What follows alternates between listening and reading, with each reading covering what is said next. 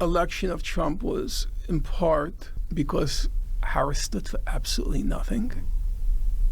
Just anti-Trump, scaremongering with the Trump Hitler, Trump fascism, that sort of stuff. The sort of stuff that people like AOC specialize in.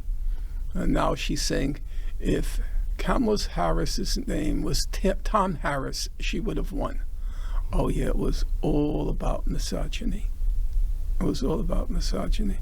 You know, what is it, a quarter of the countries in the world have already had female heads of state? It's not as if this is an obstacle to high office.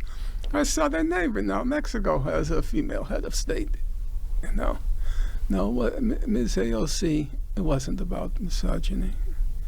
It was about people hurting, have continued to be hurt the last 4 years.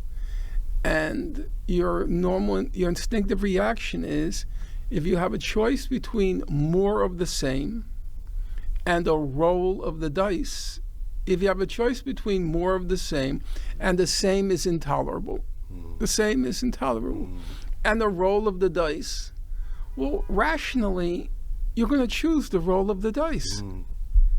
Because the present is, as she said, it can't go on like this. Yeah. That if a real alternative had been presented, say if Bernie Sanders had run again on the same platform, Medicare for all, attacking big pharma, attacking corporate greed, talking about redistribution of wealth and so forth, I have no doubt he would have won.